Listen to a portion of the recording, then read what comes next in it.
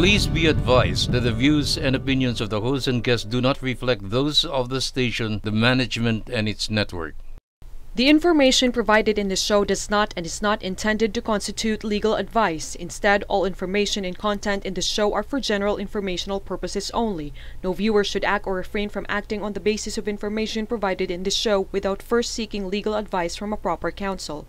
No attorney-client relationship is created or intended to be created with the audience of the show. Magandang araw mga kauntahan. Welcome sa isa na namang episode of People's Court na tiyak na mapupulutan ninyo ng aral at impormasyong legal. Ako po uli ang inyong abogadong si Atty. Al Jumrani at syempre sabay-sabay natin i-welcome ang nag-iisang si Judge Jing Uyenko Nolasco. Hi Judge! Hello Atty. Al at hello din po sa inyo ating mga loyal na kahuntahan. Ito po muli ang inyong lingkod, si former Judge Jing Uyenko Nolasco na isang dating hukom. At tulad po ng sinabi ni Atty. Al, hatidan naman namin sa inyo ang isa pang makabuluhan na episode na siksik sa legal information. Pero bago yan, dahil kakatapos lang ng Valentine's Day by the time that this airs, kamusta naman po mga kahuntahan ng inyong Valentine's Day? Sana ay naging special at sweet ang inyong araw ng mga puso. At syempre, sana ay lumalim at tumatag pa ang inyong mga relasyon, di ba? Yes, can relate. Yes, at dahil nga tapos na ang araw ng mga puso, kung nagbakasyon kayo last Chinese New Year, long weekend, hanggang nitong Valentine's Day. Oo, di ba? Bakit? Kasi sa Parañaque nga, di ba, walang pasok ng 13. Oo, di ba? Tapos nag-leave ng Feb 14. Correct, baka di ba? naman, di ba? Mga ganyan, nagpa-file ng leave, di ba? Oo, tama. Kahit wala ng leave, sick leave. Nako, yun yung nagsinungaling no? Para lang makapagbakasyon. Correct. Okay. Kaya, well, the reality is, balik tayo ulit sa pagkayod, no, sa pagtrabaho. Di bali, mag-ipon na lang ulit para sa next na bonggang bakasyon ninyo, maybe, no, sa Holy Week. Yeah, I'm sure marami na nagpaplano. Now, speaking of back to reality, Atty. Al, napanood nyo ba mga kahuntahan na ating previous episode tungkol sa live-in or common law relationships? Kasamang ating special guest na sila CUM College of Law Dean Sol Deriquito Mawis. Magbalik tanaw tayo. Roll VTR. You know, sometimes not sometimes, more often than not, you love with the heart. But you always have to also love with your head, no? Ayan. Kasi may mga consequences lahat ng ating yung ginagawa, yung ating mga acts, no? And it does not only affect you, it affects also other people. Maraming salamat sa ating production team for that highlights video. And thank you din kay Dean Sol sa pagpapa-unlock sa ating imbitasyon na mag-guest ulit siya dito sa People's Court. Talaga namang ang dami nating natutunan mula sa kanya. True. So Judge, ano ang takeaways mo from that episode? Thanks, Atty. Al. Pero bago ko ibigay yung takeaways ko from our last episode with Dean Sol, of course, magpapasalamat din tayo ulit at ako personally kay Dean Sol for second guessing in the show. Alam mo talagang sobra yung gratitude na nararamdaman ko, and I know, ikaw din, Atty. Al, kasi nga, nung time na episode 1, na syempre parang bagong-bago tayo, parang mahirap mag-imbita ng guest, pero correct. Si Dean Sol talagang, when we invited her, di ba, walang patumpik-tumpik. It would be my honor, sabi niya. Yes, kaya nga sobrang grateful tayo sa kanya. So again, thank you, Dean Sol, for being our pioneer guest dito sa People's Court and for your second guesting last week. And also looking forward to your third guesting. Yes. Okay? Sana hindi naman after 100 episodes, no? Kasi di ba, una, episode 1. Ang sumunod is episode 101. Oo, naku, huwag naman po. Sana naman, huwag naman. Although, maganda yun na pag next 100, sabi grabe, tagal na natin sa ere. Oo nga. Now, okay. Now, for my takeaways naman, ang gusto kong i-emphasize ay yung discussion niya, yung pag-distinguish ni Dean Sol tungkol dun sa dalawang klase ng live-in or common law relationships. No? Sabi niya nga, to put it simply, parang we categorize them dun sa with impediment at without legal impediment. Yun yung in-emphasize niya. So, yung unang klase, yung nagli-living nga na walang legal impediment or walang sabit, ika nga. May kakayahan at kwalipikado silang magpakasal, pero by choice, ayaw nila magpakasal. Parang ngayon nakwento mo yung friend mo, di ba? Correct. Yes, ilang taon na sila, hindi pa rin sila. Dalawa na nga anak nila eh. Oo, tapos ayaw nila. Kumbaga, by choice yun. Yes. Yun ang living in without legal impediment. Samantala, yung ikalawang klase ng live-in o common law relationship ay yung tinatawag na with legal impediment or yung mesabit, di ba?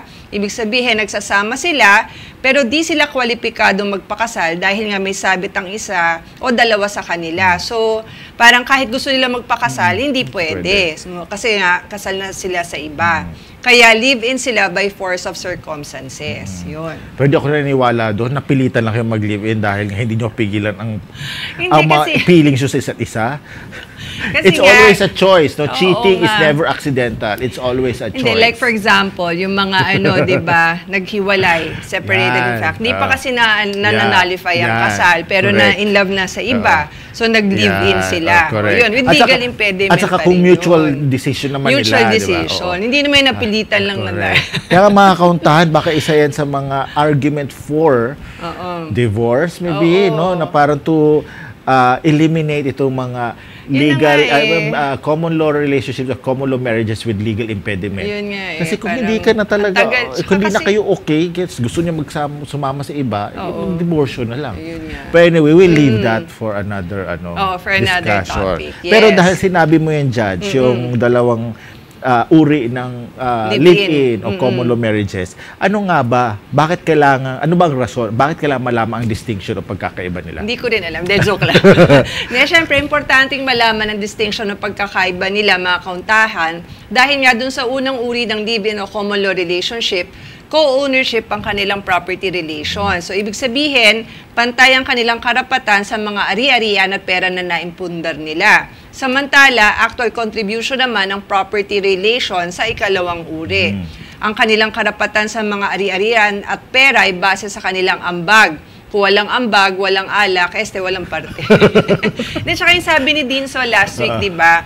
Kaya nga dun sa second kind, dun sa with legal impediment, laging humingi ng resibo. Yun ang sinasabi niya doon, di ba? Di ba? Para naman kayo nagnenegosyo pala. Oo, parang resibo. Kasi pagka nagkaroon na ng hatian yan, di ba? Sabi nga, kung walang ambag, wali. Di ba? At saka parang pangit naman nun, you think you are in love, you think you are in a relationship, pero hindi. Kasi nga, di ba, bawat galaw, bawat labas sa pera, may di ba? Pahingi na OR. Maglalabas ako pera, ilista mo na kalahati niyan sa akin. Ayan pa, tapos meron kayong kontrata. Tapos bibili sila ng mga love nest nila, di ba? Mga furniture, ganyan. Kailangan, lagyan nila kaya ng label, no? Para mabilis. Yeah, para sa akin to, pagka naghiwalay tayo. Correct. Anyway, so, ikaw naman, Attorney Al. Ako mahirap, komplikado yung ganyan. Maging legal na lang para at least absolute community of property. Correct. Ayan. So, kung yung sa property relations ang in-emphasize ni Judge G, ang sa akin naman ay yung status ng mga anak. Dito naman, walang distinction o pagkakaiba. Regardless of the type of the live-in or common law relationship circumstances, ang mga anak ay non-marital or illegitimate. Kaya ang parental authority ay sa nanay, ang apelyido ay generally sa nanay, at magmamana sa parehong magulang na katumbas ng kalahati ng mamanahin ng isang legitimate o yung tinatawag na marital child. Kaya kahit may legal impediment ang mga magulang ng isang illegitimate o non-marital child, pantay ang karapatan niya sa karapatan ng iba pang illegitimate o non-marital child. Ayun. Well said. Thank you for that, Attorney Al. Actually, meron pa nga isa dapat sana sa succession, di ba? Oh yeah, correct. Yun. Paano magmamana dun sa first kind, yung without legal impediment, saan siya po pwede? Correct. Kasi wala natin bitinin. Ano nga ba yung rules to? Hindi, testamentary. Yes. Yung pagka yung regarding the partner, Yeah. So, pagka walang legal impediment. Pag walang legal impediment, tapos walang will, wala. Mali pa rin. Pero, pwede siya magmana through a will kasi kukunin yun sa free portion. Correct. Doon sa second kind, yung merong legal impediment doon pa kasi dinistinguish din yan ni Dean Sol na kahit doon sa kahit may last will and testament. Kahit na may last will and testament, hindi pa rin. Kasi may legal impediment. Yes, dahil ang relasyon na nabuo sa kasalanan ay hindi pwede mag-benefit from the provisions of the law. Pero yun yung with respect to the partner. So sa anak po pwede. Correct. Pag may anak sila, no problem. Yung mga anak mo po pwede. Yun. So nilinaw lang po natin yan. Okay. Now with that, mga kahuntahan, kung hindi nyo po napanood yung ating episode na yun doon sa live-in, or any of our previous episodes, or di kaya gusto nyo panoorin uli, ang lahat po ng episodes natin ay ina-upload natin sa Facebook page at YouTube channel ng People's Court. Para mabilis, ano pong hahanapin nyo? GNN People's Court po. And then click on the episode that you want to watch. Nandun na po yan lahat. And para rin po mabilis, paki-like at follow na po ang Facebook page natin at mag-subscribe po kayo dun sa YouTube channel ng People's Court. Tapos, i-on nyo po yung alarm bell. Correct. Para kada meron tayong new episode na no-notify po kayo, yung notification bell, diba? Yes. Yun. At syempre, bukod sa panonood, please feel free to share and forward our episode sa mga kapamilya, kaibigan at kakilala nyo na sa palagay nyo ay makikinabang sa episode na yon. Lalo na po sa mga law students, bar reviewers, at reviewees pala, reviewer. At pwede rin sa reviewer. Oo, correct. So, para ma-update po ano, kayo, diba? di ba? Oo. Ayan. At syempre sa mga miyembro po ng Lupon. Ayan. And among others. At iba pa. And mga kauntahan, mas mainam na abangan nyo po at mapanood nyo ang latest episode ng People's Court on its premiere airing on TV tuwing Sabado ng alas 7 ng gabi sa One Media Network, which is the new name of GNN. Although kung minsan na lumalabas pa rin sa TV, GNN sa channel pa rin, line of no? GNN pa Correct. rin. Now, may replays din po ang latest episode po ng People's Court sa One Media Network buong linggo sa iba't ibang time slots kung hindi nyo po naabutan ng premiere airing nito. Now, saan nyo po mapapanood ng One Media Network? Sa GSAT Direct TV po, nasa Channel 1 siya.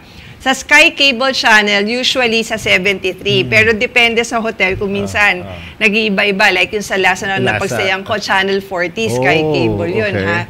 Pacific Cable Channel 28 at sa iba pa pong cable provider sa iba't ibang probinsya, pati na rin po sa UHF Channel 47. Ayan. Kaya mag-browse na lang kayo. Yes. No? At saka lalabasan siya channel lineup. Kung hindi nyo po makitang One Media Network, hanapin nyo po GNN. Yun. Yan. At kung wala pa po kayong cable or di kaya ay nag-iisip magpalit ng cable provider dahil walang One Media Network sa current cable provider nyo, we highly recommend na kumuha kayo ng GSAT para may access po kayo not only to the other interesting homegrown shows of One Media Network like The People's Court and Sa Barangay Tayo, but also to other local and international channels.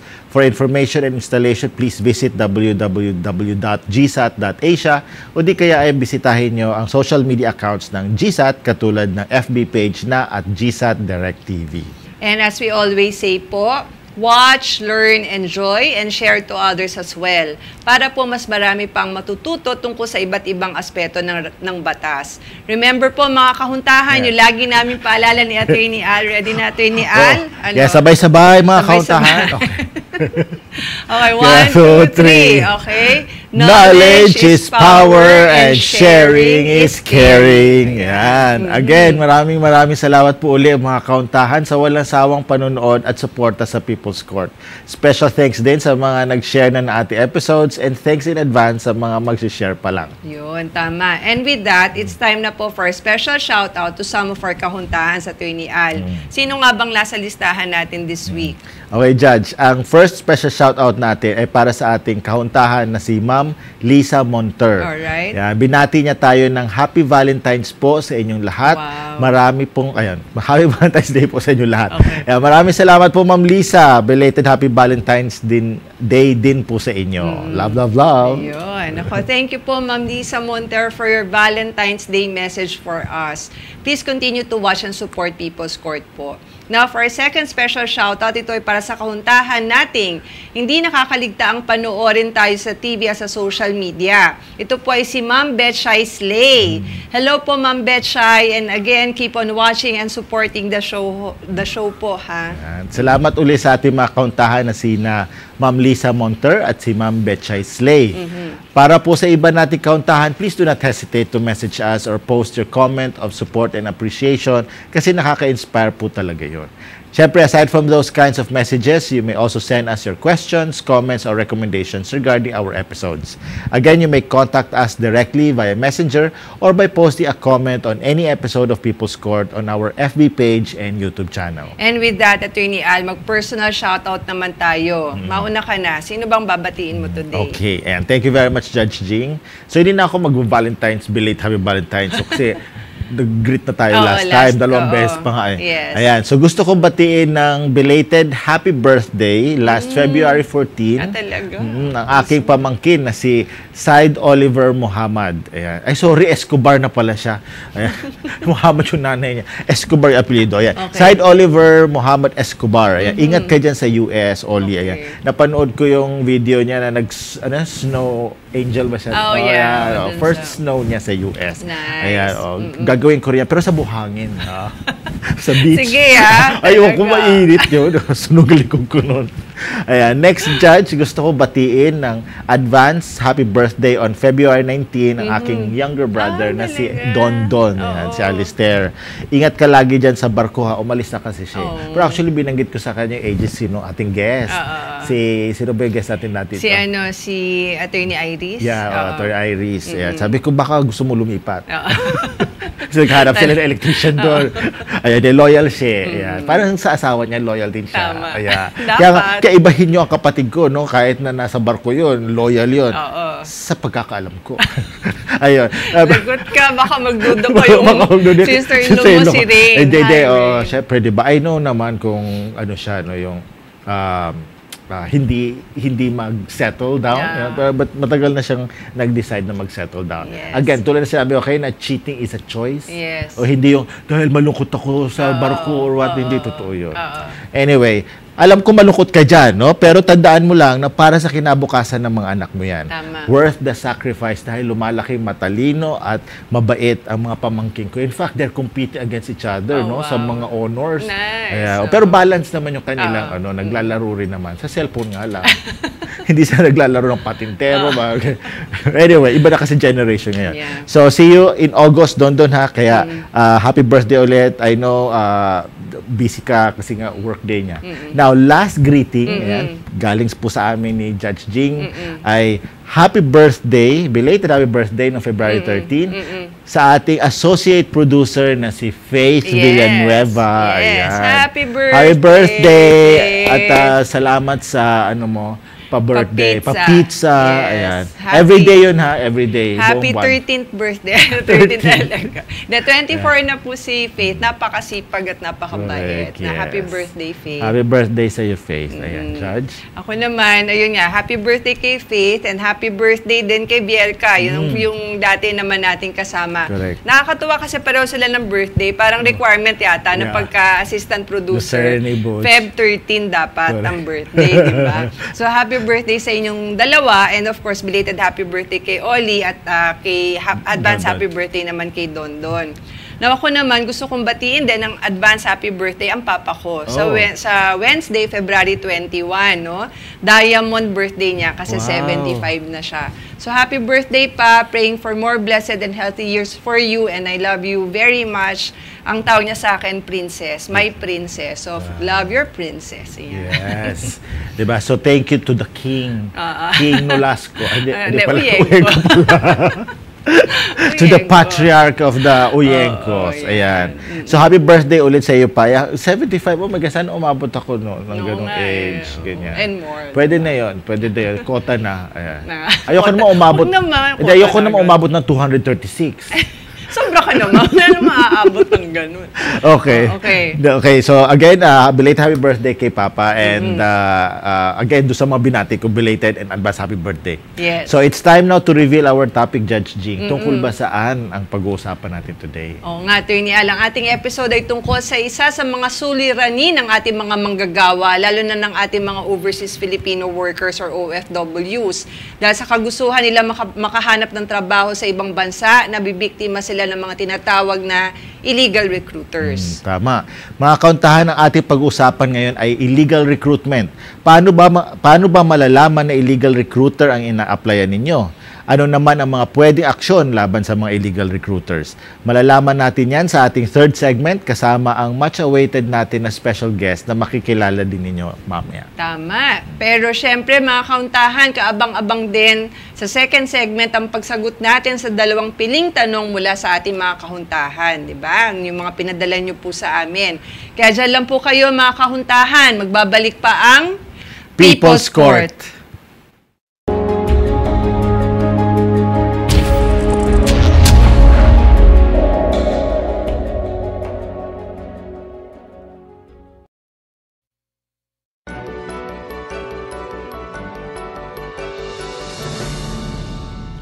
Please be advised that the views and opinions of the host and guests do not reflect those of the station, the management, and its network. The information provided in this show does not and is not intended to constitute legal advice. Instead, all information and content in this show are for general informational purposes only. No viewer should act or refrain from acting on the basis of information provided in this show without first seeking legal advice from a proper counsel. No attorney-client relationship is created or intended to be created with the audience of the show.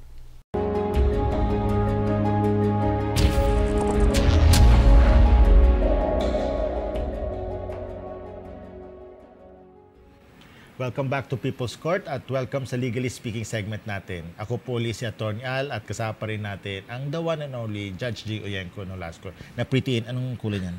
Pink? Old rose. Old rose. Oh, diba? Pero sa TV nila, red. Talaga rin. Joke lang. Mukhang Hi, peach naman. Judge. Hello, Atty. Al. And hello po ulit sa inyo ating mga kahuntahan.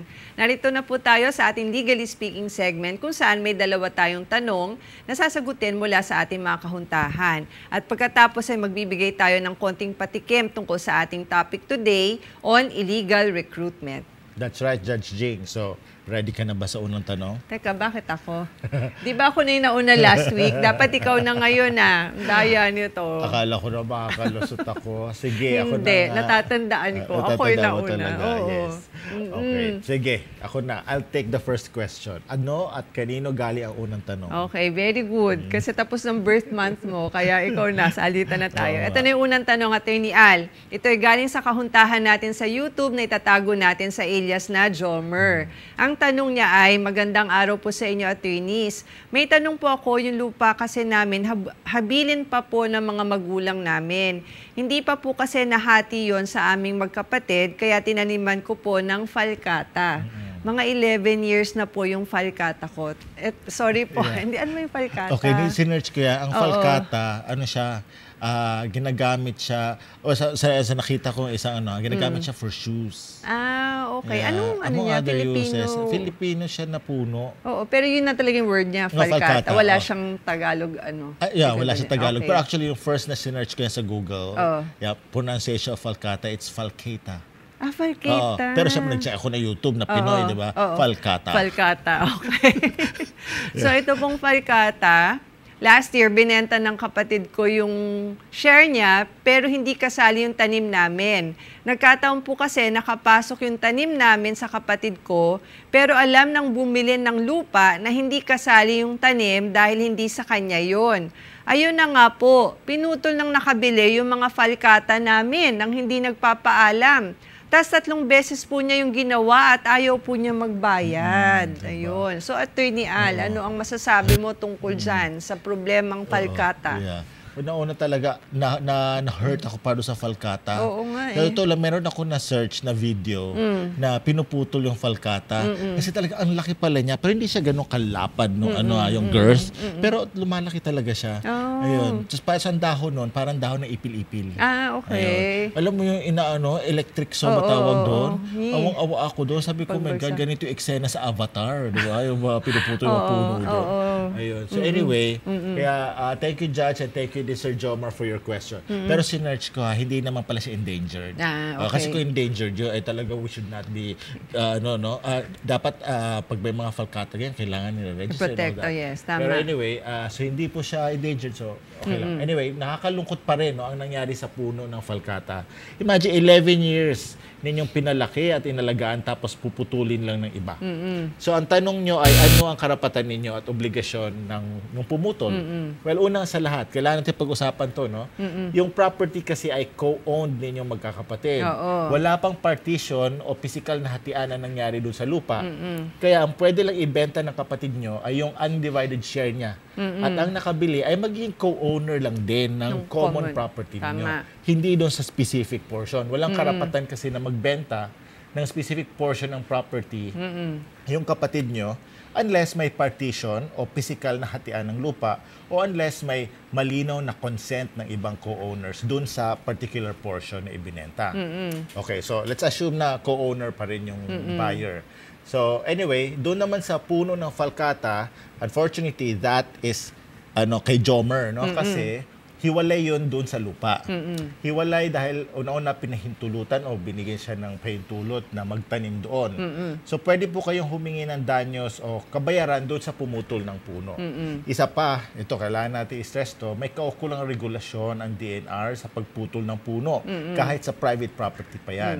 Kaya pwede nyo po isang guni sa pinakamalapit na opisina ang nangyaring pagputol ng puno na hindi kumukuha ng tree cutting permit sa DNR. Ayun. Thank you very much for that, Attorney Al. Sana naliwanagan ka, Sir Jomer, tungkol dun sa iyong concern, no? Lalo na nga dun sa patungkol dun sa mga puno mo ng Falcata. Now, Attorney Al, ano naman ang ating pangalawang tanong at kanino ito galing? Okay, Judge. Ang next question natin ay mula sa kauntahan natin sa YouTube na itatago natin sa alias na Meli. Okay. Okay, hindi ito yung sa yung Silverio. Okay, sige. Silverio case. Ang tanong niya ay ipinost niya sa episode 9 natin on ejectment. Na yung pa rin, no? Yes, sa YouTube, ejected, ang pinakamarami pa rin. Ang blockbuster talaga. Blockbuster. Pati Correct. sa tanong. At Yes. hindi lang sa views, pati sa tanong, di ba? Diba? Ilang taon na yun, di ba? Correct, oo. Kaya, so mapapanood nyo pa rin lahat, no? Kahit yung episode 1, nandun pa rin. Yes. So anyway, ito ang tanong ni Meli. Maganda araw po sa inyo. Tanong ko lang po, paano kung verbal lang po ang naging usapan tungkol po sa pagpapatira at ngayon po ay inaangkin na po nila yung bahay na pinatayo nila sa extension ng lupa namin? Judge Jing? Thank you, Attorney Allen. Thank you din kay Ma'am Mary for your question. Una sa lahat, ang contract of lease ay maaring verbal lamang, no? So hindi po requirement ng batas na in writing ito. Kaya kahit verbal ang kontrata, may bisa ito. Now, kung anong napag-usapan na expiration or termination date ng contract of lease, ito po yung masusunod. Unless i-renew nyo po yan o magkaroon kayo ng panibagong expiration or termination date. Pangalawa po, ang isang nangungupahan ay may karapatan lamang sa possession ng property, hindi po ownership. So, pero pinapayagan po ng batas na mag-introduce ng improvements ang lessee. Ayon na nga po sa Article 1678 or 1678 ng Civil Code, if the lessee makes in good faith, ito yung operative dito, in good faith, useful improvements which are suitable to the use for which the lease is intended, na hindi po na-alter yung inuupahan na property, yung lessor po ay magbabayad dun sa lessee ng kalahati ng value ng improvement na yon. O kaya naman po, yung lessee na naggawa nga nitong improvements na to, pwede niya pong tanggalin yung improvements na yon. Basta po walang madudulot na na pinsala or impairment doon sa property na inuupahan. Correct. Choice, sinong may choice nun? Yung lessor, okay. Kaya po, pag nag-expire na yung usapan tungkol dun sa upa, no, yung sa lease, at nag-demand na kayo na i-vacate ng lessee yung property, pwede nyo pong angkinin ang ginawang bahay ng lessee, pero hindi ang kanyo lang na ora-orada. Kailangan bayaran yung kalahati ng halaga nito. Or kung ayaw nyo naman po angkinin, pwede nyo pong ipag-iba sa lessee yung bahay na yon. Basta lang po, hindi po lubhang masisira o mapipinsala yung lupa nyo na pinaupa nyo sa kanila. Correct. Yun. Kasi maraming ganyan mag-extend. Katulad nitong sa tanong niya, nag-extend dun sa inuupahan niya. Siguro nagkaroon ng dirty kitchen, o banyo, ganyan. Yes. So ngayon, kapag natapos ang kontrata, anong rule ngayon? Dahil siya ba nagpagawa, kanya na yun. Paano yung lupa doon sa ilalim? No? Kanya na rin ba? Hindi. Yun po yung batas ng Article 1678. Yes. Ayan. Okay. Thank you, Judge, for your very comprehensive answer. So sana naliwanagan din kayo, Ma'am Meli. So mga kauntahan, kung kayo po ay may tanong din para sa amin, please let us know through private message sent to our messenger or as a comment sa any episode ng People's Court sa FB and YouTube.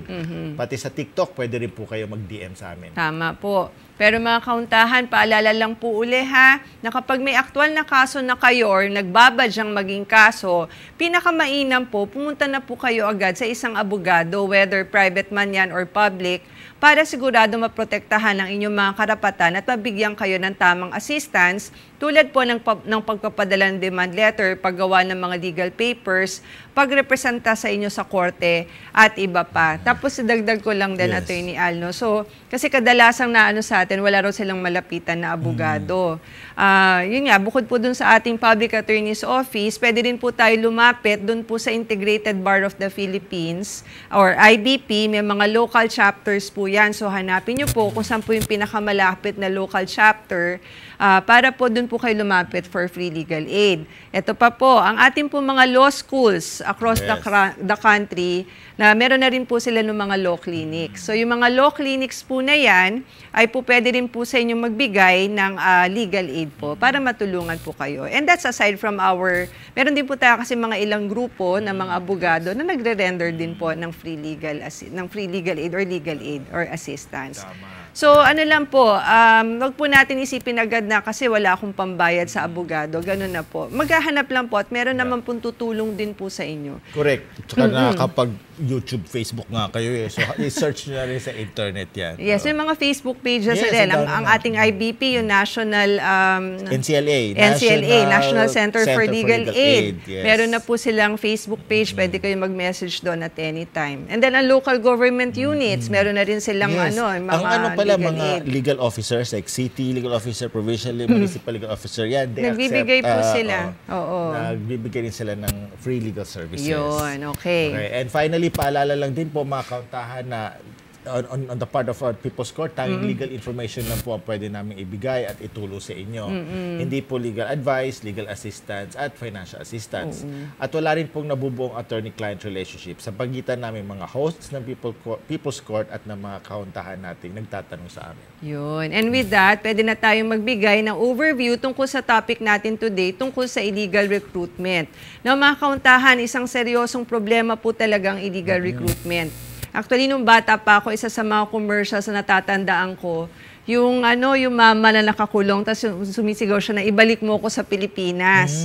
Ganon, kasi nabiktima siya ng illegal recruitment. So, napaka-powerful nung image na yon. Kasi until now, natatandaan ko eh.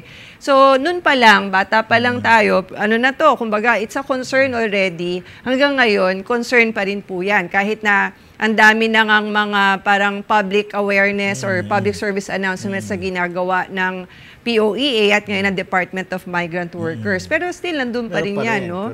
Now, ang DMW po, ang Department of Migrant Workers, naglabas po sila ng isang press release last month, no? Na may 6 na illegal recruitment agencies ang pinasara nila noong 2023. Ang mga karaniwan na nire-recruit nila ay mga OFWs na papunta sa mga bansa, Italy, okay? Lalo na siguro ito yung mga taga-Batangas. Kasi maraming mga taga-Batangas na napupunta sa Italy. Yes. Oo. At nung nasa Batangas ako na court, may mga kaso ako na illegal recruitment. Talaga ang parang inaano sila ng destination nila sa Italy. Correct. Pero kasama rin po dyan, Malta. Tapos Poland. Correct. Pinangakuan po sila ng trabaho bilang kitchen helpers, housekeepers at waiters. Pero walang authority na mag-recruit at walang aprobadong job order. Correct. Yun. Actually, sa TikTok may nakikita na ako doon na mga how to work in Poland. Talaga? Oo. Tapos talaga yung mga, sabi ko, talagang ang lakas ng loob, no? Na mag-post ng mga ganon, tapos pinapakita pa yung steps, tapos saan papasok.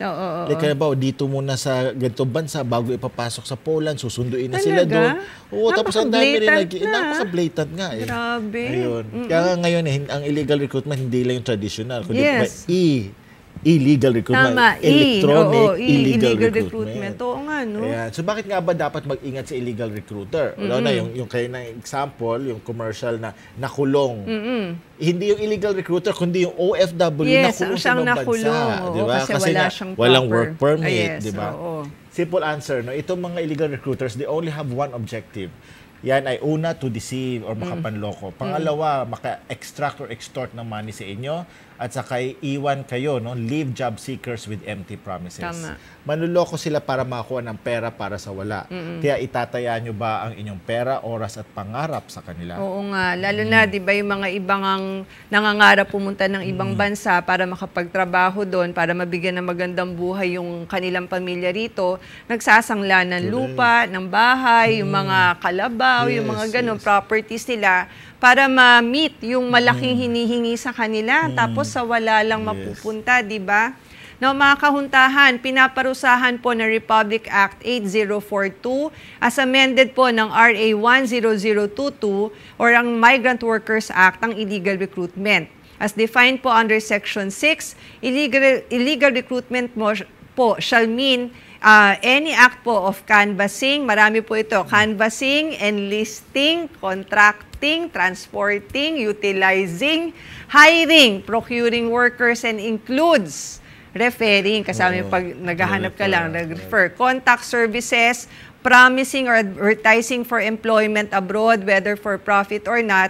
Pagkang gumawa po nun ay isang hindi lisensyado or non-holder of authority contemplated under Article 13F of Presidential Decree number 442 as amended po, which is the Labor Code of the Philippines, no? Pero po, provided po no na yung non-licensed or non-holder po who in any manner offers or promises nangako po ng fee employment for a fee employment abroad to 2 or more persons shall be deemed so engaged po, no? Diba? So ayan, kasi nag-offer sa basta 2 or more persons. So kapag sinabi ko sa iyo na meron ako i-offer sa iyo, tapos bayaran kita. Kahit for a fee kasi, no? For a fee. Hindi pa yon so engaged. Kailangan isama ko si Barry. O pero kayong dalawa. O pero ako pati si Barry. Lahat dito, yung mga nandito. Inano mo na, more than that. O pero kayo lahat. Saan to? Antarctica. Ano ko, illegal. Talaga, no? Antarctica talaga. Oo, yes. So bakit? Alagaan yung mga penguin doon. Ayan. So that would be illegal recruitment. Kasi deemed so engaged, may presumption na agad. Yes. But wait, there's more. Ayon pa din sa Section 6 na RA 8042, as amended, illegal recruitment shall likewise include certain acts whether committed by any person, whether a non-licensee, non-holder, or licensee or holder of authority.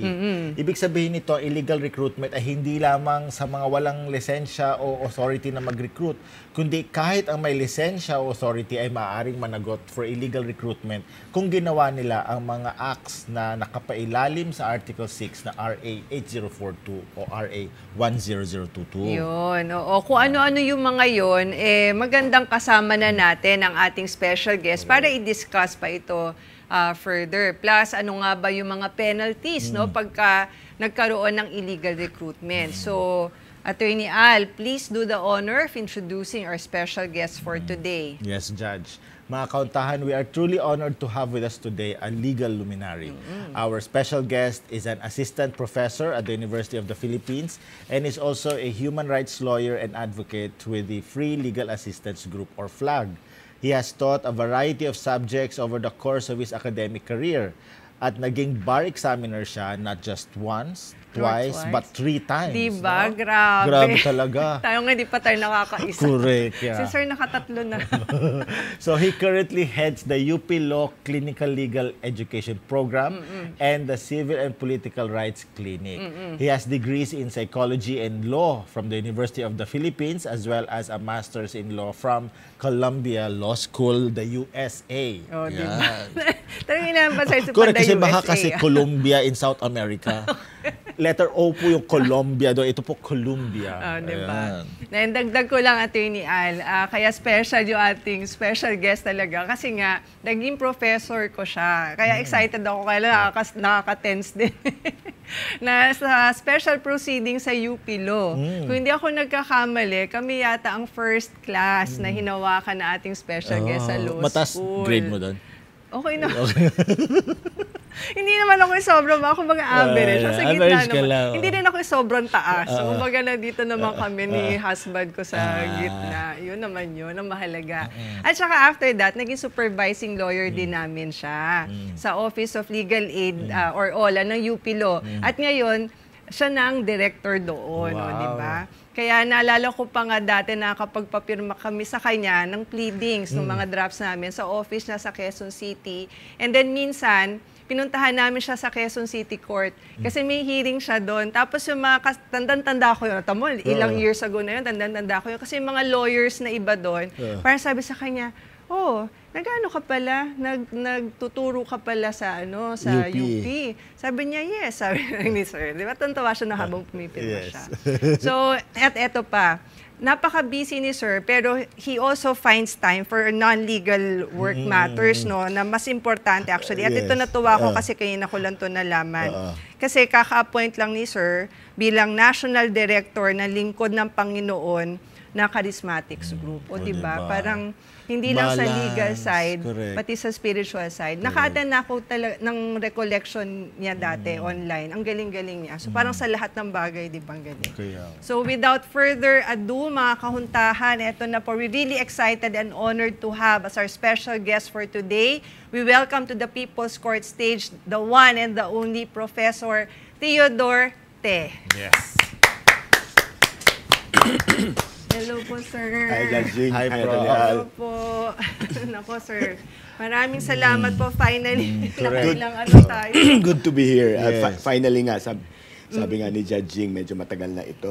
Laging may nangyayari. Hindi ako nakakarating dito. But I'm glad to be here. Ayun na nga po. Yes. Thank you very After much. a long wait talaga, but we are willing to wait pa talaga. Oo nga. Salamat, Had you Atty. said. Al. So, Salamat ayan. po. Maraming salamat for accepting our invitation, Oo Prof. nga Te. eh. Ayun nga. Kahit na natitense ako, sir, kasi nga parang Hindi naman kailangan. Hindi naman. Parang feeling ko, sir, magre-recite ako ulit. Hindi. Pero baliktad ngayon. Baliktad, Kasi kung oo. dati nga ako'y nagre-recite kay sir, ngayon naman, si sir naman ang tatanungin natin. No? Pero yung first question natin, nabigyan naman namin kayo, sir, ng heads up na surprise talaga siya. Hindi naman po siya ganun kahirap. So, ito po yun. Sana kaya kong sagutin. Kasi talaga si sir very busy eh. Kaya nga yung mga ibang natin sa kanya schedules, hindi natutuloy kasi meron siya mga pinupuntahan. Tapos yun na nga, naging national director pa siya sa lingkod. Sir, with your very busy schedule, paano po kayo nag-unwind? Kung may time pa kayo to unwind, ano po yung ginagawa niyo? Mahilig akong magbasa at mahilig akong manood ng sine. Okay. So, dahil medyo mahirap gumalang kasi ma-traffic. So, Netflix, yung streaming, buti na marami namang napapanood. No? Pero mahilig akong magbasa. So, my spare time, the little time that I have, ay nagbabasa ako, ay nagka-catch up ako sa mga libro. Medyo marami akong hindi pa nababasa, na nabili ko ng matagal-tagal na hindi ko pa nababasa. Okay. Tapos yun, panonood ng mga movies on Netflix, for example. Sir, ano to? Mga non-fiction books pa rin ba? Or fiction naman? Iba-iba, halo-halo. Medyo malawak yung taste ko sa libro at sa sine. So, sa mga libro, mahilig ako sa science fiction. Okay. Ganon din sa sine. I also enjoy Stephen King, horror, mga ganun. Ganon din yung taste ko sa movies. But meron din ako mga binabasa na, law-related, hindi textbook, pala law-related, biographies, autobiographies, no? And then some books about law, legal reasoning, legal philosophy. Wow. So may halo-halo. And then ano ko lang, kasi tatanungin ko sana si Sir kung ano mas prefer niya, kung yung traditional books or e-books. Pero nabanggit ni Sir na marami siyang binili, para na ano ko na traditional type pa rin, Although, Sir. pareho, pero gusto ko talaga yung libro. Yes. Ang mahirap lang sa libro kasi, syempre, kailangan ng space. Yes. At hindi naman, hindi on man the kalakihan shelf. yung bahay ko. Kaya medyo, at mahirap din minsan sa libro, pag gusto mong dalhin, Yes. bigat, no? Lalo Correct. na nagta-travel ka. Kaya meron din akong Kindle. So I also enjoy reading books on Kindle. Ayun nga. Tama. Kasi ako rin, Sir, nag-e-book na ako because of that, yung convenience, kahit nasaan ka, pwede ka magbasa. Kahit na iba pa rin kasi amoy nung Yung libro, Yeah. yes. Ako mahilig ako talaga sa Yun nga. amoy ng libro. Yun nga. O, diba? Ayan. Very nice.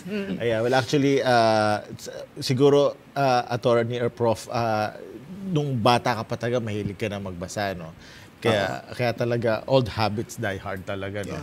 And talaga, it helps us relax din. Although yung paminsan, walang time, tapos yung minsan pagod na rin yung mga mata. Kaya ngayon advantage ng e-book. Kasi Correct. nga kahit 15 minutes, like ito sa phone ko, nandun na ako, may novel akong binabasa ngayon. Pag spare time, kahit ilang minutes na makapagbasa ka. Kaya sa yung dala-dala mo yung isang buong libro, masarap nga siyang amuyin. Pero kuminsan inconvenient. True. Pero ang problema naman sa Kindle or sa iPad, nalulobat. So pag nalobat na, wala na, hindi mo na mababasa, hindi mo na matutuloy. Yung maganda sa Google naman, yung sa Google Books, kasi across the devices, pwede siya. So, kumbawa, ito, meron ako rito, yung novel ko ngayon. Tapos, pagka naman, yung iPad naman, so pwede rin sa laptop, kahit saan pwede. Nice, diba? Pag gusto talaga magbasa, gusto magbasa. Yeah. Sige, so thank you very much for sharing, Prof. Ted. Okay, so mga kauntahan, ready na tayo for our third segment. Pero mag-short break muna tayo. When we come back in our Amicus Curiae segment, pag-uusapan na natin ang featured topic natin on illegal recruitment. Kaya dyan lang po kayo, mga kauntahan, dahil magbabalik pa ang People's Court.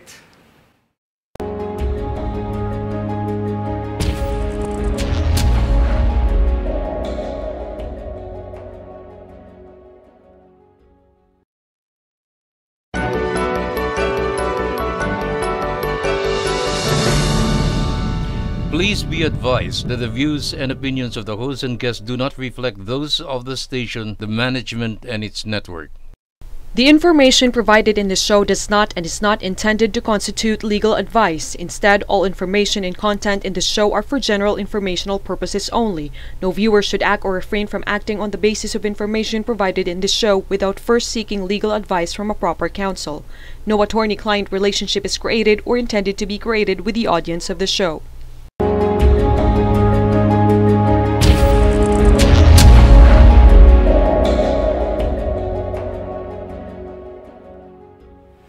Hello po ulit mga kauntahan. Welcome to the third segment of People's Court, ang Amicus Curiae. It's me again, Attorney Al Jumrani, at syempre pa, kasama pa rin natin ang walang iba, kundi si Judge Jing Uyenko Nolasco. Hi, Judge Jing. Hello ulit sa iyo, Attorney Al, and of course to Sir Ted, and to all our kahuntahans. It's me again, Jing Uyenko Nolasco, a former judge, and welcome to our Amicus Curiae segment, kung saan may special guest po tayo na tinatawag nating Amicus Curiae or Friend of the Court para po mag-share ng kanyang expertise on a particular law issue. And today we are honored to have a special guest, the one and only, the professor, no other than Professor Ted Te, to discuss on illegal recruitment. Yes. Ngayon, at para marami tayong matalakay today, Judge Jing, simulan na natin ang discussion. Yes, and as always, Attorney Al, kasi parang kinabahan ako magtanong, sir. Sige. Ikaw na mauna sa pagtatanong. Ako muna. To set the mood. Yes, so mamaya na ako. Ikaw muna. Okay, sige. So, Okay. Prof. Ted, kanina ay sinabi namin na ang pangkaraniwan na uri ng illegal recruitment ay yung pagre-recruit na walang lisensya o authority mula sa gobyerno. Pero sinabi rin natin na meron din uri ng mga illegal recruitment na kung saan ang offender ay isang lisensyadong recruitment or placement agency. Paano po yun? May lisensya na pero illegal recruiter? Katulad rin sinabi ko kanina, Attorney Al, no, yung Section 6, medyo mahaba yung enumeration niya. Nakatakda sa batas na kahit sino, no, any person, whether licensed or not, pag ginawa nila yung mga nakatakda doon, ay illegal recruitment yun. No? Kung titingnan natin bawat isa yun, iba't ibang action eh. No? So kung pwede nating umpisahan, magbigay tayo ng kaunting halimbawa. Yung unang-una, to charge or accept directly or indirectly any amount greater than specified in the schedule of fees. Nakatakda yung mga dapat bayaran ng mga overseas workers, yung mga migrant workers, no? Batay dun sa mga schedule na binigay ng Department of Labor. Pag nag-charge siya na mas mataas, kahit na lisensyado siya, legal recruitment yun. Okay. Halimbawa, pangalawa, publish any false notice or information. So pag mali yung nilathala niya or nagbigay siya ng false information or misleading information, illegal recruitment yun. Because it's a prohibited practice. Pangatlo, any false notice, testimony, information, or document, or any act of misrepresentation for purposes of securing a license or authority. Prohibited act din yun. So pasok siya doon, no? Ito yung pang-apat, ito mas direct ito, to induce or attempt to induce a worker already employed to quit his employment in order to offer him another unless the transfer is designed to liberate the worker from an oppressive condition. Ang binabantayan nito yung pag-aagawan. Oo, yung nanunulot, sir. Nanunulot, no? Bawal yun, no? Yes. Unless nga, may exception to, unless oppressive yung condition. No? Kumbaga, tinutulungan niya yung manggagawa na umalis doon, ano? Pero kung hindi yun yung dahilan, hindi pwede, no? And then to attempt to influence any person or entity not to employ, yung pagba-blacklist. Yes, Pagsasabi, ay wag niyong i-hire yan, no? Wag niyong kunin yan, no? Masamang tao yan, kung ano man, hindi rin pwede yun, no? And then recruitment or placement of workers in jobs that are harmful to public health or safety. So, binabantayan dito yung safety ng ating manggagawa, no? Tapos obstruct or attempt to obstruct inspection by the Secretary of Labor and Employment, to fail to submit reports on status of employment, and then ito yung madalas din nangyayari, yung to substitute or alter contracts that are already approved. Kasi required kasi na i-approve ng POA yan. Yes. Regulated yung contracts natin dito, so hindi pwedeng palitan, no? Hindi pwedeng i-substitute. Madalas kasi dati, nung wala pa yung DMW, no? Yung POEA, OWA, no? Madalas pag napadalan doon sa labas, nasa labas na sila, biglang may bagong kontrata. Yung contract switching. So kawawa yung mga manggagawa, iba yung kontrata na pinakita sa kanila, iba yung pinayagan nilang kontrata, pagdating doon biglang papalitan, no? Tapos iba yung terms. So bawal yun, mas mababa, no? To withhold or deny travel documents from applicants. No? And then failing to deploy without valid reason. No? So, pag dinelay mo yung deployment na wala kang tamang dahilan, prohibited practice yun. Now, nakatakda dito, kahit na sinong tao, whether licensed or unlicensed, no? Siguro maganda ring tingnan kung bakit napakahigpit ng batas. No? Bakit may ganitong enumeration na kahit na lisensyado nga, sabi nyo kanina, pag ginawa nila ito, magiging illegal, no? Dahil nga tinitingnan ng batas, parang palisiyan ng batas, patakaran ng batas na protektahan yung manggagawa. Dahil nga kung naalala natin, binansagan pa ito na bagong bayani, no? Dahil nga ang laki ng tulong sa ekonomiya ng Pilipinas, no? Dahil sila ay nagsakripisyo na mahiwalay sa pamilya, umalis ng bansa, pumunta sa ibang bansa, magtrabaho doon, at nire-remit yung kanilang kinikita. So ang laki ng tulong sa ekonomiya. So bilang pagprotekta sa kanila, no, tinatakda ng mga batas yung regulasyon, no? So recruitment is nangyayari naman in everyday life, Pero yung recruitment ng migrant workers, for example, yan ay isang bagay na ang pananaw ng batas, sa pananaw ng gobyerno ay mahalaga, no? Kung kaya nagtatakda sila ng mga regulasyon, prohibitions, restrictions, no? Kaya maaari natin sabihin, may public interest dito, no?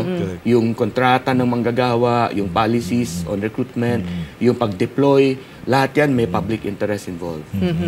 At saka multi-agency na program or objective. Kasi pati BI, no, Bureau of Immigration, katulong. Correct. Even health, and then of course Bureau of Immigration, sabi mo nga, DFA is also involved kasi the moment na lumabas na sila, nandun na sila sa ibang bansa, katulad ng sinabi nyo kanina sa halimbawa magka-problema siya doon, ang tutulong sa kanya ay DFA. No? Kasi yung consuls natin doon, yung embassies natin, kung saan man sila yung doon sa ilalim ng batas, may nakatakda doon na legal assistance. No? So, yun din isang palatandaan na medyo mahalaga ang tingin ng batas, ng gobyerno, sa mga manggagawa natin. Yes. Okay. Now, sir, dun sa isa po sa mga binanggit nyo kanina, yung failure to deploy. Now, meron po bang instance, sir, na yung failure to deploy, mako-consider na hindi siya illegal recruitment talaga? Kumbaga, yun na nga, baka, ano yung mga halimbawa na po pwede natin? Ang naisip kong halimbawa recently, of course, is anything that would be for the benefit of the worker rather than to the prejudice. So, for example, merong deployment ban yung estado na pupuntahan niya, no? Dahil merong legitimate, let's say, emergency, may gera doon, or halimbawa galing tayo sa pandemic, no? Malala yung pandemic doon, siyempre hindi mo pwedeng papuntahin doon, no? Meron tayong mga deployment bans for a long time in some countries that are considered hotspots, di ba? Na hindi ka pwedeng magpadala ng workers doon kasi medyo magulo yung sitwasyon nila.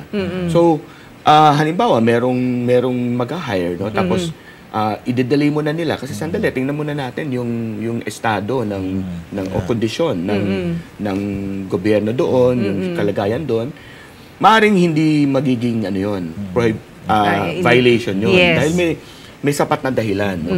Pero ang magde-determine kasi ng sapat na dahilan ay Department of Labor. Correct.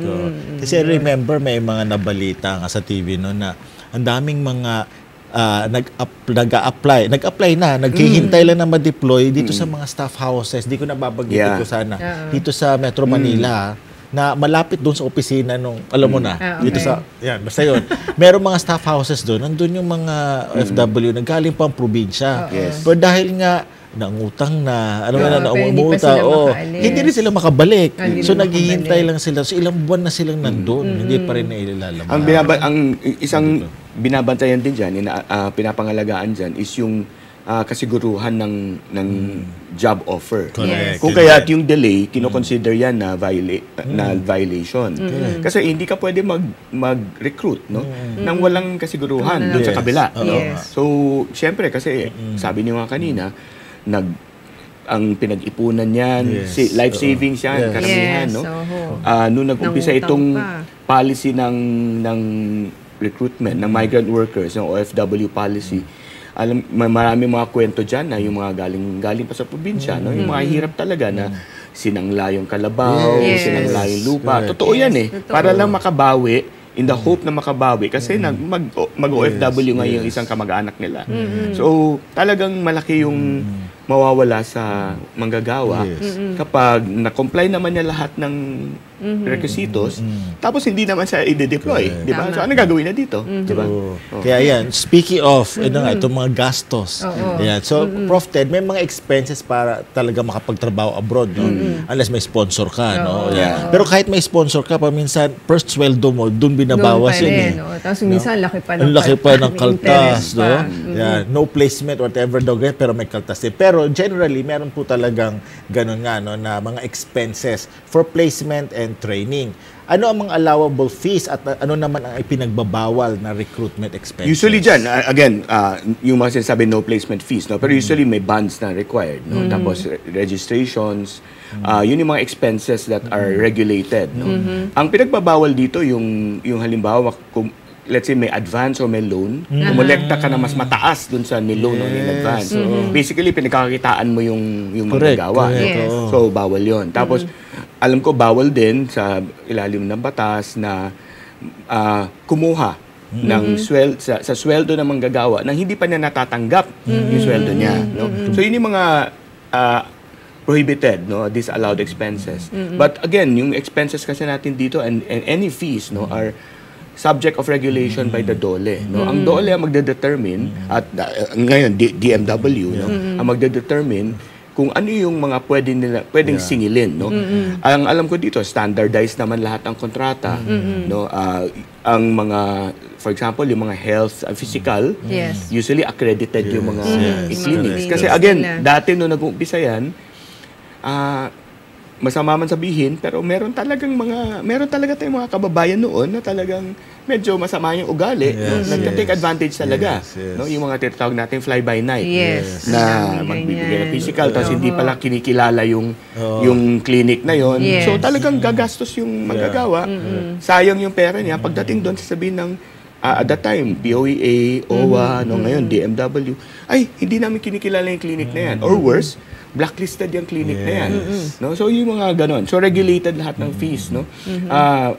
Ang isang maaaring gawin ng gusto sigurong magtrabaho overseas, no?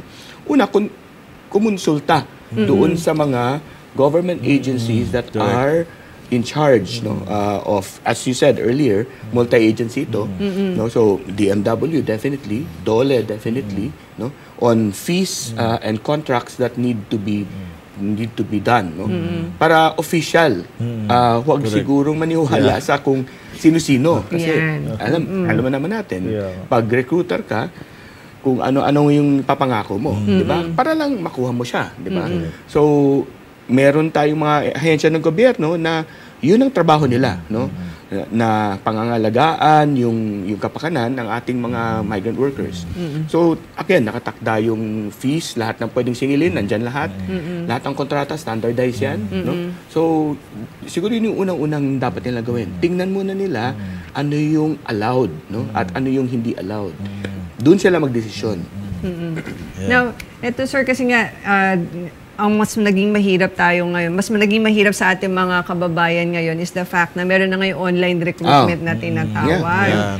So, Ang dami dati, na. ang dami na. So, Mag-search ka lang sa Facebook, works, jobs in. Yeah. andun na. Mag-rate ka lang ng ganun. Oo. So ngayon nga, kung dati kailangan pa ng mga physical offices sa mga agencies para makahanap ng vacancies, ngayon, yun nga po, marami na yung overseas job offers online. At kung hindi maingat ang aplikante, baka mabiktima siya ng illegal recruiter. Now, sir, ano po yung maibibigay niyong mga tips or advice sa ating mga kahuntahan para maiwasan po yung mga illegal recruiters online? Para hindi sila mabiktima ng mga ganun. Tama yun, no? Lalo na ito siguro lalong naging maigdig nung pandemic.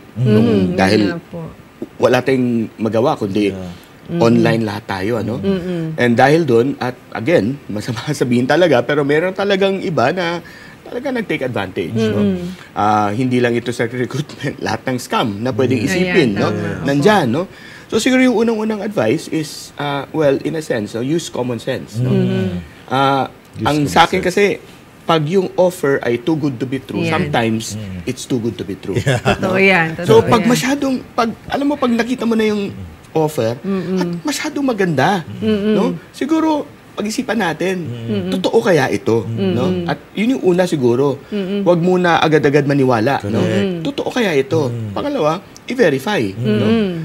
Again, yung mga government agencies involved, lahat yan may mga websites yan, no?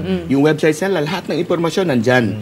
Siguro magtiyaga lang tayong basahin kung ano yung mga nakalagay doon, no? At intindihin, at kung may pangangailangan ng siguro legal advice or legal consultation on what that means, so what requirements mean, maaari magtanong, no? Pero ang unang-una naman, makikita mo naman lahat ng requirements doon eh. So yun yung pangalawa siguro, no? I-verify, no? Huwag basta maniwala na dun sa recruiter. Lalo na kung hindi mo kilala. Yun nga yung mga individuals. Kasi minsan makakakuha ka ng text, makakakuha ka ng email, no? Sa Facebook nga siguro may nangyayari, no? Lahat ng platform. Yes po. Nangyayari 'yan, no? Pag hindi mo kilala at masyadong maganda yung offer, too good to be true. Yes. Malamang Magduda ka. Malamang kaduda-duda to, no? I-verify, no? Ngayon kung talagang totoong may ganun, di okay. Pero kung hindi, siguro wag na tayo pumatol, no? At siguro yung pangatlo, at ito siguro mahirap sabihin kasi karamihan naman talaga ng ating mga kababayan, no, nagde-decide na maging migrant workers dahil sa matinding pangangailangan, no? So mahirap sabihin na siguro tingnan din natin yung kapakanan natin, no? Kasi unang-una kung tayo na may mapapahamak dahil masyadong maganda yung offer at hindi pala totoo yun, no? Fly by night pala yun, no? Illegal recruiter pala yun, no? Talagang tayo ang mawawalan eh. Kasi talagang ang style talaga, ang kumbaga modus, no? Ng mga recruiter ay talagang napakaganda ng offer, no? At yung iba dyan, magsasite pa ng track record. Ilan na yung napadala ko. Yes, itong true. lahat na to, magaganda yung mga Nakita ko nakuwang ganyan, sweldo. mga nurses. Napagaganda. Nurses, skilled workers. Totoo yan. Totoo yan. Totoo yan. So, ganun yung modus, di ba? So, again, check, no, verify. Parang general principle na to pagdating sa online eh. Lalo na pag hindi mo kilala. No? Ngayon, kung kilala mo naman, at least meron kang basihan na magtanong. No? Kung kilala mo, or merong may kilala dun sa nag-o-offer, huwag sigurong mahiya o matakot na magtanong. Correct. Madalas kasi tayong mga Pilipino, meron tayong kultura na ayaw nating maging adversarial. Yes. Ayaw natin mag-confront, di ba? Timid ng tatahimik konti. na lang tayo na Yes. parang nakakahiya naman. Pag Yes, yes. tinanong natin, baka isipin niya, pinagdududuhan Yes, natin. baka mainsulto. Oo, baka may insulto siya, baka naman, masamain niya. Alam mo, walang masama doon na tanungin mo siya, no? Na, meron po akong tanong kung okay lang po sa inyo, no? Ito po bang mga sinasabi mo, saan po ba nakikita ito, no? Yes. Ito po bang mga terms na ito, no? Totoo po ba ito? Kasi pwede mo sabihin, too good to be true no? At malaking investment ko, ano naman po kayang mangyayari sa akin pag hindi ito totoo, no? Yes. Huwag tayo mahiyang magtanong, huwag tayo matakot magtanong dahil minsan doon tayo nadadali, no? Na masyadong timid at yun, nagte-take advantage yung iba, hindi naman magtatanong yan, may hiya magtanong yan So ganun, kung kilala natin or meron tayong may kakilala, halimbawa, naging recruiter na siya at maganda naman yung naging sitwasyon niya. Magtanong tayo. Magtanong tayo. Kung ano na bang nagbago. Yun. Parang lang dun, sir, di ba? Pagka isa ring red flag siguro natin mako-consider pag kayo nag-o-offer, sinasasabihin sa'yo na pupunta ka muna dun bilang tourist. Totoo yan. Correct. Totoo yan. Tourist visa. Totoo Tapos yan. saka nalang Or ipaprocess. student permit, Ayan, or mga student ganyan, visa. diba? Doon idadaan. Yan talaga ang too good to be true. Kasi mahirap talaga yon. Mahirap talaga yun. At tama kayo na yun yung isang modus yan na papuntahin ka muna doon, pagdating doon, biglang either walang trabaho or iba ang trabaho. So, trafficking pa yan, no? Baka maging trafficking pa yan, which is a totally different and even more complicated issue. Mahirap talaga yung trafficking. Sige, Prof. Ted, pag-usapan na natin yung sa batas. So, ano po ang mga penalties ng legal recruitment? Mabigat. Para at least naman matakot naman itong mga Mabigat. plano. May imprisonment, no? 12 years and 1 day to 20 years, illegal recruitment. Up to a 2 million peso fine. Ngayon, pag yung tinatawag natin syndicated, no? Life imprisonment. Diba? Panghabang buhay na pagkakulong, no? Correct. Kasi nga, Ano mo pinagkaiba doon sa simple at saka syndicated? yung syndicated, ang tinitingnan natin doon yung ilang tao ang nabiktima. Ang parang minimum number na pinag-usapan natin 3. No? Pag 3 ang nag-recruit at nagkonsyaba, no? Syndicated 'yon, no? Large scale, pag 3 ang ni-recruit. So ang linya, ang dividing line is kung ilan yung na-recruit at ilan yung nag-recruit. So kung halimbawa, pag tayong 3 nag-recruit, pag tayong 3 nag-recruit, nagkonsyaba, tapos wala pala talagang trabaho, no? Kahit na isa lang ang ni-recruit mo, syndicated yun. syndicated, sindikato tayong 3 pala dyan. Pag isang tao lang nag-recruit, tapos 3 ang ni-recruit mo. Tayong 3 ang na-recruit, large scale yun. No? At mabigat yun kasi life imprisonment, no? Panghabang buhay na pagkakulong ang parusa doon at may fine na mas mabigat, no? At bukod pa doon, merong tinatawag na money claims na maaari mong singilin lahat ng binayad mo, no? Pero siyempre, mas matagal na proseso 'yun, no? Pero yun yung mga penalties under the law. Criminal case po kasi siya. Okay, paano kung kumpanya or partnership, juridical entity yung recruiter? Ang nangyayari po kasi diyan dahil yung kumpanya dahil may hiwalay na personality, no? Hindi naman natin maaring ipakulong yung kumpanya. Pero maaring gawing liable yung officers, yung members ng board, kung ano man ang tawag nila doon sa governing authority nila, board of directors ba, board of trustees ba, no, managing company ba, whatever, no. Basta kung sino yung namumuno ng kumpanyang yon ay maaring maging liable dito sa act. Kahit na ang nakapirma, kahit na ang nakapangalan ay korporasyon. Yun nga. At actually, di ba, sir, yung mismong taong ka-deal doon, like yung employee lang nitong company na to, yun yung malungkot. Kasi kung minsan sila lang yung nakukulong. So sila yung nandun sa opisina, tagatanggap ng ano. Yes. Yun, may kaso ko nun dati, gano'n, unbailable. Kawawa naman siya. Kasi siya yung nag-process, no, nagtatrabaho lang siya sa company. At ang isang tinitingnan din natin dito sa ilalim ng, well, ito criminal law, no? Pero sa criminal law kasi may tinitingnan natin tatlong taong maaring maging liable, no? Principal, accomplice, accessories. Dito lahat Yes. Whether principal principal accomplice accessory, Yes. kasama ka. So yung sinasabi ni Judge Jing kanina na ikaw yung nautusan na Siya kumausap, siya nagpa-process. nagpa-process, syempre ikaw yung kilala. Yes. Yung pangalan mo yung nakapronta doon. Yes. Kasama ka doon. Yun. At yung nag-decide na gano'n ang gagawin, kasama siya doon. Yes. Member ka ng board, hindi ka naman pumoronta Pero yung korporasyon mo ay involved in illegal recruitment, kasama ka doon. Kasama ka doon, no? Ganon ka seryoso yung offense, no? Kaya mag-ingat-ingat din kayo, no? Kapag sila yung mga nasa agency, yung mga manpower agency. Tama po yun. No? Yes. Kasi malaki responsibility. Ang isang tingnan din natin dyan, kasi karamihan, investor. Yes, investor. No? So, I mean, iba yung merong kumpanya, tapos sinabi sa kanila, meron tayong agency. No? Kailangan lang namin ng investor. Kumbaga, ikaw, naghulog ka lang ng pera doon at meron kang kikita. Wala ka namang kinalaman doon sa operasyon ng korporasyon. No? At yung kumpanya. Halimbawa, mahuli. Halimbawa, illegal recruitment. No? Kahit na ang papel mo lang investor, baka maaring madawit ka doon. No? So, tama yung sinabi mo, Attorney Al, mag-ingat talaga sa mga ganyan. Both sides. Both sides. No? Yung mag-ingat yung mga investors, mag-ingat din yung mga manggagawa na nag-a-apply. Yes. Sir, yung natin, question na lang, last two questions. Itutuhugin na namin, sir, para mabilisan na po. Saan po ipina-file yung mga gantong klaseng illegal recruitment cases? At meron po ba tayong tinatawag na prescriptive period for this? Yung simple, tawagin na natin simple recruitment, hindi syndicated, hindi large scale, 5 years. No? Yung large scale, dahil napakabigat na offense yan, 20 years. Ibig lang sabihin nun, yung hindi siya mapapaso within 20 years kung large scale siya. Ang ibig sabihin, within 5 years, within 20 years, dapat ma-file yung kaso. Lagpas ng 5 years for simple recruitment, paso na yung kaso pag hindi ka nag-file. Lagpas ng 20 years, paso na yung kaso kung syndicated or large scale. No?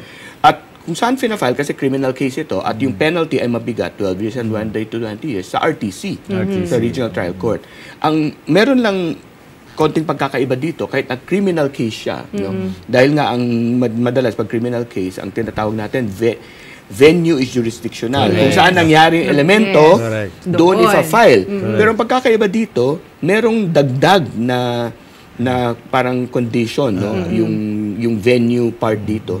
Maaring mamili, no? At the choice of the complainant. Yes, so, ito yung kakaiba doon sa recruitment. Kasi parang kinilala ito ng batas, ng Korte Suprema, na ito ay isang, again, protection measure given to those recruited. No? Kasi mahirap kasing mag-file ng criminal case. Mahirap talaga. No? Napakabigat, tapos aalamin mo pa kung saan nangyari yung offense. Kung halimbawa, nasa probinsya ka, tapos siyempre, halimbawa sa Metro Manila nangyari, so dito ka magpa-file. No? Ngayon, kung halimbawa, kinikilala ng batas na kung nasa probinsya ka, pwede ka doon mag-file.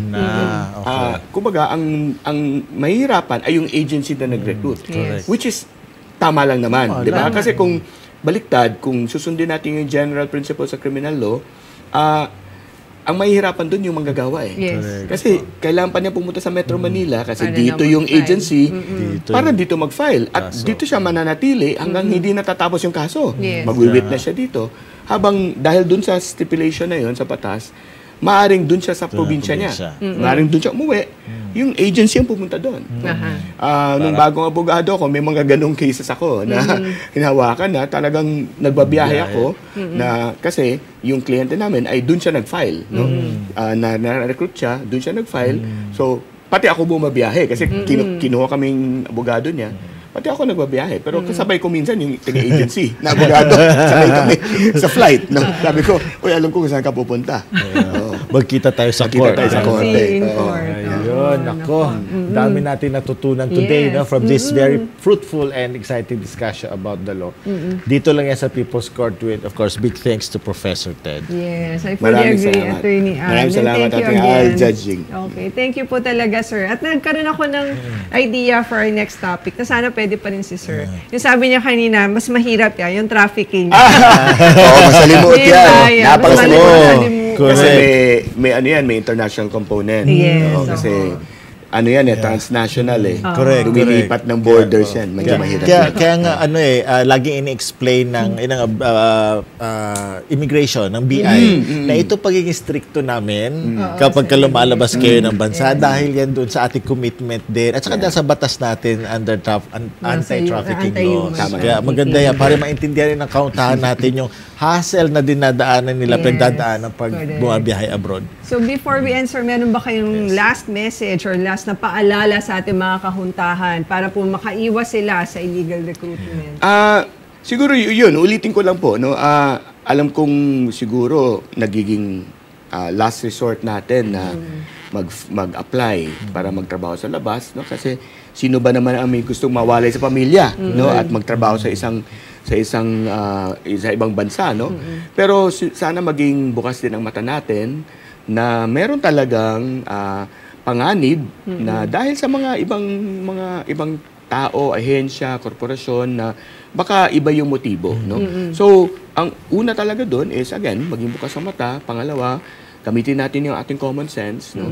Pangatlo, huwag matakot magtanong. Huwag matakot mag-research. Alamin yung karapatan, alamin yung sinasabi ng batas, alamin yung remedyo natin, no? Huwag matakot. Huwag mahiya na magtanong dahil ito ay para sa protection natin So, sana ganun. Sana gawin natin yun. Thank you very much for that, sir. Maraming salamat po ulit, Professor Ted. Sana po talaga pumayag kayo ulit pag-guest. Oo nga. Kahit hectic ang schedule. Oo nga, sir.